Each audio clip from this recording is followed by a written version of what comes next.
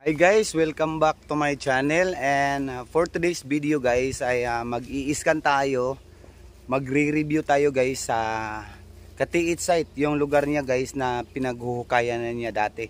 So let's check kung nandoon pa ba yung item sa ilalim, kasi nga nauna na natin siyang in-scan dati. Ngayon magko-continue lang ako guys, so keep on watching guys. Shoutout muna tayo, shoutout to John Suano Vlog, and then kay Rex Alipo and kay Michael Amit.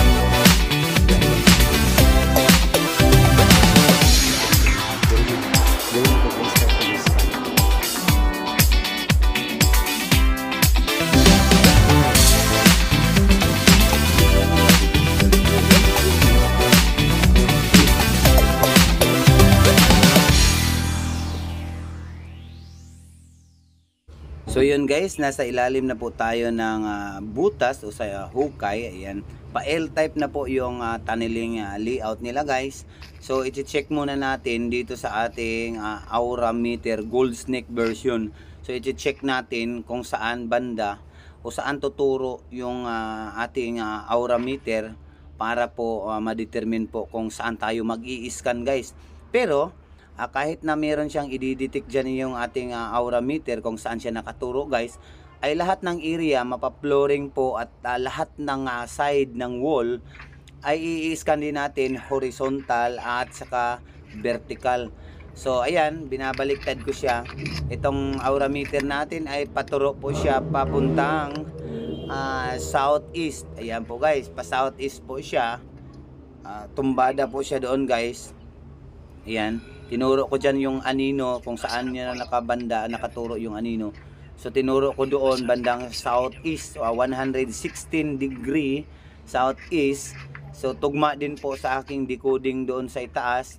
Ayan, kinukonfirma ko pa po siya sa ating aura meter. So yan guys, yan ginagamit kong aura meter naman.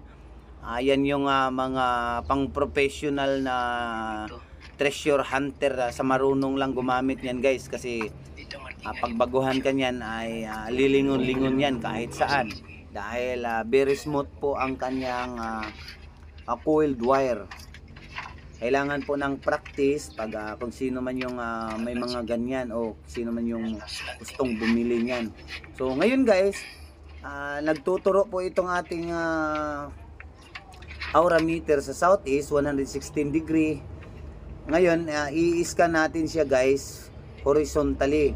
So horizontal at saka vertical, pero horizontal lang muna itong ipapakita ko sa inyo ngayon, dahil ano po, doon po kasi tumuro ang ating aura meter. So ayan guys, keep on watching na lang, at ipapakita ko sa inyo lahat kung paano siya ginawa yung pag-i-scan guys na pa horizontal. So ayan po, kailangan nakaset po ang ating baston o ang ating sensor na nakahiga po siya guys, dahil nga po ay walling type po ang ating pag-i-scan. Ayan, so new scan tayo, tapos press OK.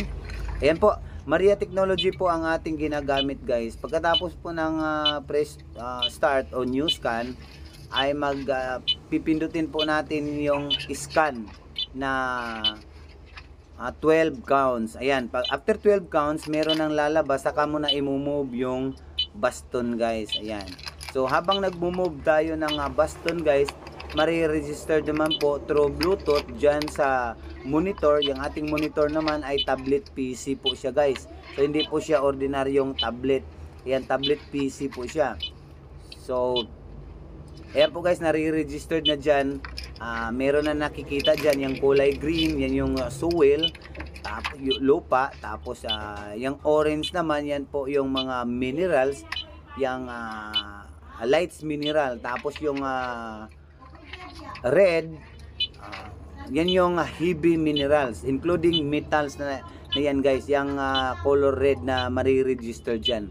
Ayan, pansinin nyo guys, yung ating detection o yung ating scan result guys, naka wall type po siya, pero tignan nyo naman yung erode soil o sinkhole o dating butas guys na backfill na pahaba mula ibaba pataas o mula sa taas pa ibaba. Ayan, pansinin nyo po guys, yan yung hukay ng dating naghukay guys, yung mga GIA o yung hapon na naglilibing. Ayan po guys, mapapansin nyo dyan parang kanal na paibaba. So ibig sabihin nakikita po ng 3D visualizer yung pinaghuhukayan dati na nagiging sinkhole ngayon, butas. So backfill siya guys. So naka-registered po dyan kulay blue. Ayan po guys, kulay blue. Tapos meron tayong na-spot dito sa itaas na red object, that is metal or hard mineral. Tapos meron din siyang pula sa ibaba. Yan din yung malamang yan na yung treasure na hinahanap natin guys, dahil meron nga cavity dyan o merong sinkhole mula sa itaas pa ibaba. So ayan guys, so suggest ko sa kanila na tutuloy lang paghuhukay dito papuntang 116 southeast mula sa kanilang hukay, dahil nalihis po ang kanilang hukay guys. Pero ayos naman ito, legit naman itong kanilang site ayon sa aking decoding, dahil marami pong mga marking na nasa itaas na nakikita ko before digging. Pero paalala lang guys, ito'y kanilang butas na at pinare-review lang nila sa akin kung ano man ang makikita o ano bang meron sa ilalim guys. Hindi ko suggest na maghukay kayo dito dahil hindi ko naman na-witness itong area na nilibngan ng treasure guys. So sa kanila na itong hukay dati, tapos inimbita nila ako dito para i-recheck, para i-scan at i-decode itong kanilang area kung meron mang laman. So yun lang guys ang aking video ngayon guys. Thanks for watching. Please like and share. Kung baguhan ka sa aking channel, please subscribe to my YouTube channel, and then please follow my page, Local Treasure Hunter Pel o LTSP. Maraming salamat sa inyong suporta guys, and God bless you all. Kung kayo din, kung meron kayong mga areas na gustong ipadikod personal, tumawag lang po kayo o mag-message lang po kayo dito sa aking channel o page. Thank you so much once again, and God bless.